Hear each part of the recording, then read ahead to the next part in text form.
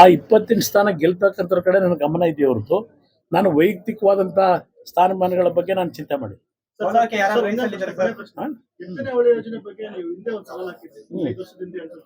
ಈಗ ನೆನ್ನೆ ದಿನ ಅರಸೀಕೆರೆನಲ್ಲಿ ಮುಖ್ಯಮಂತ್ರಿ ನಾನೇನು ಹೇಳಿದ್ದೇನೆ, ಎತ್ತಿನ ಹೊಳೆ ತರಬೇಡಿ ಅಂತ ಹೇಳಿಲ್ಲ, ವಿರೋಧ ಮಾಡಿಲ್ಲ.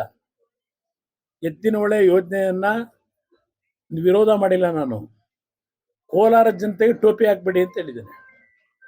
ನಿನ್ನೆ ಅರಸೀಕೆರೆಯಲ್ಲಿ ಏನು ಹೇಳಿದ್ದಾರೆ, ಮೊನ್ನೆ ಭಾಷಣದಲ್ಲಿ ಅರಸೀಕೆರೆಗೆ ಇನ್ನೂ 2 ವರ್ಷ ಬೇಕಂತ ನೀರು ಕೊಡಕ್ಕೆ ಅವ್ರಿಗೆ. ನಿನ್ನೆ ಪತ್ರಿಕೆಯಲ್ಲಿ ನೋಡಿದೆ ನಾನು, ಅರಸೀಕೆರೆಗೆ ಇನ್ನು 2 ವರ್ಷ ತಗೊಂಡ ಮೇಲೆ ನಾನು ಜ್ಞಾಪಕ ಮಾಡ್ಕೊಡ್ತೀನಿ ನಿಮಗೆ. ಕಳೆದ ಒಂದು 2013-14 ಪಾರ್ಲಿಮೆಂಟ್ ಚುನಾವಣೆ ಟೈಮ್ನಲ್ಲೇ ಚಿಕ್ಕಬಳ್ಳಾಪುರದಲ್ಲಿ ಅಲ್ವೇ ಫೌಂಡೇಶನ್ ಹಾಕಿದ್ದು. 2014 ಅಂದ್ರೆ 10 ವರ್ಷ ಆಯ್ತಲ್ವಾ. ಚಿಕ್ಕಬಳ್ಳಾಪುರದಲ್ಲಿ ಅವತ್ತು ಏನು ಹೇಳಿದ್ರು ಮುಖ್ಯಮಂತ್ರಿಗಳು, ಕೋಲಾರ ಚಿಕ್ಕಬಳ್ಳಾಪುರ ಜನತೆಗೆ ಎಷ್ಟು ವರ್ಷದಲ್ಲಿ ನೀರು ಕೊಡ್ತೀವಿ ಅಂದ್ರು? 2 ವರ್ಷದಲ್ಲಿ ನೀರು ಕೊಡ್ತೀವಿ ಅಂದ್ರಲ್ವೇ. ಈಗ 10 ವರ್ಷ ಆಯ್ತು. ಈಗ ಹೇಳ್ತವ್ರು ಅರಸೀಕೆರೆಗೆ ಇನ್ನೂ 2 ವರ್ಷ ಬೇಕಂತೆ ಎತ್ತಿನೊಳ್ಳೆ ನೀರು ಕೊಡೋದಕ್ಕೆ. ಇದನ್ನ ನಾನು ಚರ್ಚೆ ಮಾಡ್ತಾ ಇರೋದು, ನೀರು ಕೊಡಬೇಡಿ ಅಂತ ಹೇಳಿಲ್ಲ. ಇವತ್ತು ಕೋಲಾರ ಚಿಕ್ಕಬಳ್ಳಾಪುರ ಹೌದು, ನೀರು ಬೇಕು, ಕೊಳಚೆ ನೀರಲ್ಲ, ಪರಿಶುದ್ಧವಾದಂಥ ನೀರು. ನನ್ನ ರೈತರು ಇಲ್ಲೇನು ಶ್ರಮಪಟ್ಟು ಜೀವನ ಮಾಡ್ತಾರೆ ಕೋಲಾರ ಜಿಲ್ಲೆ ಚಿಕ್ಕಬಳ್ಳಾಪುರ ಜಿಲ್ಲೆನಲ್ಲಿ.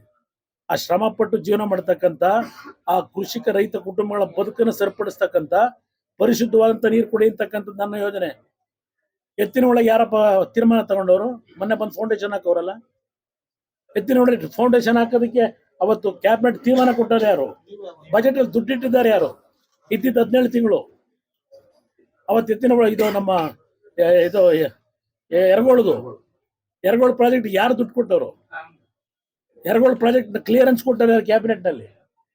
ಇವತ್ತು ನಮ್ಮ ಮುಳಬಾಗಿಲಿನ ಶ್ರೀನಿವಾಸ್ ಇಲ್ಲ ಇವತ್ತು ನಮ್ಮ ಜೊತೆಲಿ. ಅವ್ರ ಹೋರಾಟ ಇದೆ ಇವತ್ತು ಎರಗೋಳು ಪ್ರಾಜೆಕ್ಟ್ ತರೋದಕ್ಕೆ.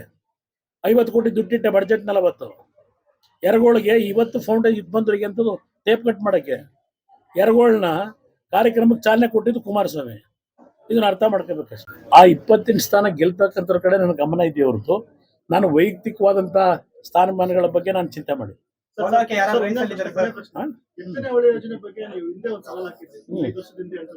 ಈಗ ನೆನ್ನೆ ದಿನ ಅರಸೀಕೆರೆನಲ್ಲಿ ಮುಖ್ಯಮಂತ್ರಿ ನಾನೇನು ಹೇಳಿದ್ದೇನೆ, ಎತ್ತಿನ ಹೊಳೆ ತರಬೇಡಿ ಅಂತ ಹೇಳಿಲ್ಲ, ವಿರೋಧ ಮಾಡಿಲ್ಲ. ಎತ್ತಿನ ಹೊಳೆ ಯೋಜನೆಯನ್ನ ವಿರೋಧ ಮಾಡಿಲ್ಲ. ನಾನು ಕೋಲಾರ ಜನತೆಗೆ ಟೋಪಿ ಹಾಕ್ಬೇಡಿ ಅಂತ ಹೇಳಿದ್ದೇನೆ. ನಿನ್ನೆ ಅರಸೀಕೆರೆಯಲ್ಲಿ ಏನು ಹೇಳಿದ್ದಾರೆ, ಮೊನ್ನೆ ಭಾಷಣದಲ್ಲಿ ಅರಸೀಕೆರೆಗೆ ಇನ್ನೂ 2 ವರ್ಷ ಬೇಕಂತ ನೀರು ಕೊಡಕ್ಕೆ ಅವ್ರಿಗೆ. ನಿನ್ನೆ ಪತ್ರಿಕೆಯಲ್ಲಿ ನೋಡಿದೆ ನಾನು, ಅರಸೀಕೆರೆಗೆ ಇನ್ನು 2 ವರ್ಷ ತಗೊಂಡ ಮೇಲೆ ನಾನು ಜ್ಞಾಪಕ ಮಾಡ್ಕೊಡ್ತೀನಿ ನಿಮಗೆ. ಕಳೆದ ಒಂದು 2013-14 ಪಾರ್ಲಿಮೆಂಟ್ ಚುನಾವಣೆ ಟೈಮ್ನಲ್ಲೇ ಚಿಕ್ಕಬಳ್ಳಾಪುರದಲ್ಲಿ ಅಲ್ವೇ ಫೌಂಡೇಶನ್ ಹಾಕಿದ್ದು. 2014 ಅಂದ್ರೆ 10 ವರ್ಷ ಆಯ್ತಲ್ವಾ.